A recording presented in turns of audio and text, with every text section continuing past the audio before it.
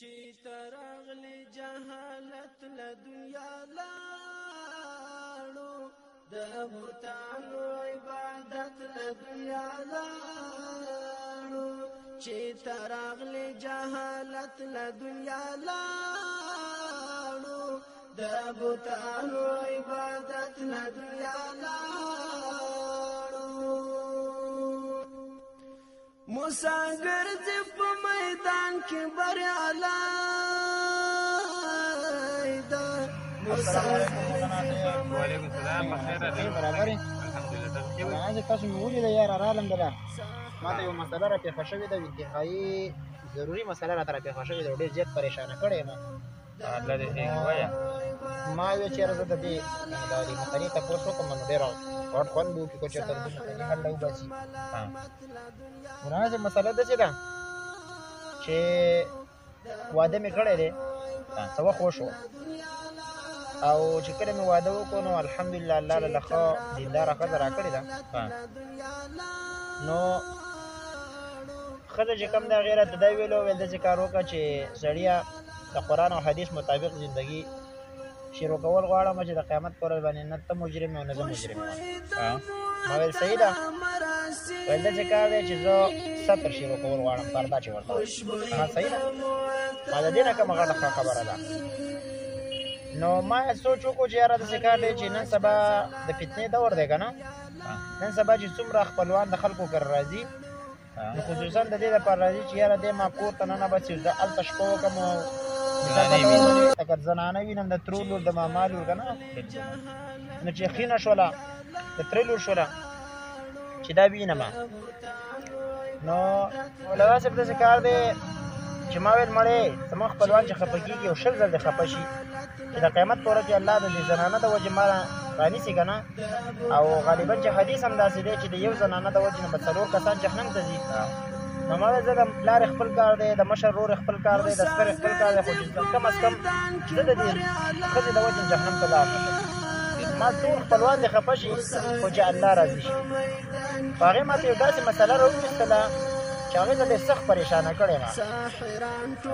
مسله داسې ده چې یاره ما ته وایي چې سړیه ده ستا مور چې کومه ده که نه ما مور بوډۍ ده ما ته وایي چې ستا د دې مور حق په ما نشته خیر دی که ته د مفتي نه تپوس کې که ته د عالم نه تپوس کې د چا نه ته تپوس کې په خپله خو له ماشاءالله څه نظر علم اوسه شته که نه وایي ته د چا نه تپوس کې ویې که خو ستا د مور حق په ما نشته او په تا یې حق دی ته خدمت کوو زه تا نه منې کوو خبره کړې صحیح ده نو ما ته خو دا پته وه چې دا خبره خو دې ټیک کړې ده خو زه خپله پریشانه په دې یم چې زما یوه مور ده مثال چې دا یم خدمت نه کوي زه مزدورۍ پسې ورک یم مزدوریانې کوم ټوله ورځ چې زه بار یم او زما د دې مور خدمت زما دا ښځه نه کوي نو زه به څه کوم نو د دې مسلې حل لپاره راغلی یم چې د دې مسلې حل ته راوباسه الحمدلله په قرآن او په حدیث کې د هرې مسلې او پاتې شوه د زنانه خبره چې زه ستا د مور خدمت نه شم کولی زه یې نه کوم په دې باندې خو نه ته ووالی شي نه ورته خبرې کولی شي نه د کوره شړلی شي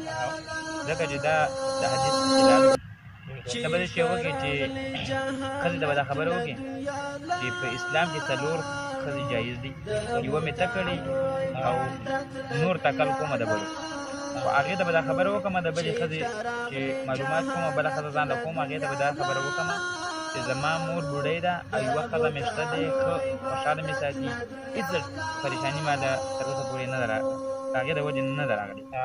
خو دا ښځه دې د وجې نه صرف کوم چې زما د مور خیال وساتي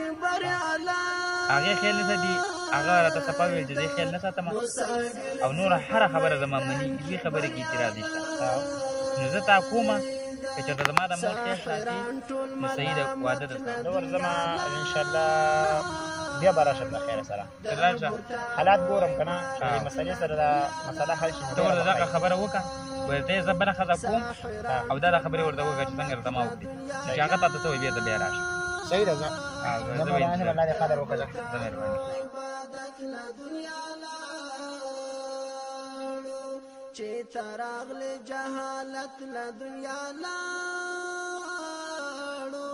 د بوتانو عبادت وعلیکم السلام څنګه برابر راځي د خیره او الحمدلله یاره ماشاءالله مسله راته ډېره بهترینه مسله راوښودله. زنانه ته مې ویلو چېرې داسې کار دی چې الحمدلله زما ستا ژوند خو د خوشحالۍ تېرېږي، خو یو مسله بس صرف د هغه د مور وه،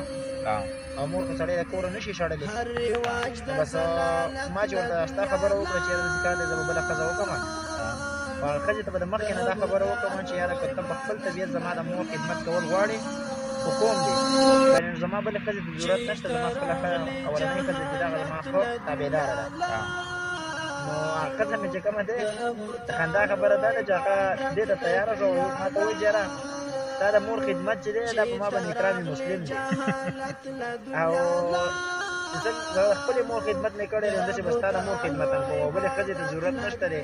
سړیه ستا د مور به زه ستا نه بې زیات خیال ساتم. نو مطلب مې دا و چې دې ټولو مینهوالو ته دا خبره په اخره کې کول غواړم چې یاره د هرې مسلې حل چې دی دا په انټرنیټ کې نشته، دا صرف په قرآن او حدیث کې د مفتي سره په ملاوېدو کې دی. نو مینهوالو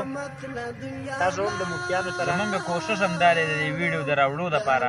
چې انشاءالله تاسو هم د قرآن او د حدیث نه ځان خبر کړئ، د عالمانو سره کښېنئ. د دنیا په نور څومره فرقې دي، که څومره مسلې دي، که څومره دغه د انټرنیټ چې هر قسم دور دی، دا هسې فضول دی. کینې د عالمانو سره تاسو په مسلو پوه شئ، او د کور په ماحولو به پوه شئ، او د کور په عزت به پوه شئ، او په دین کې به هم پوه شئ. ستا ښایسته ویډیوګانې به له نورې راوړو، تر بدې ویډیو پورې اجازه غواړو، کلي الله هم سپارو.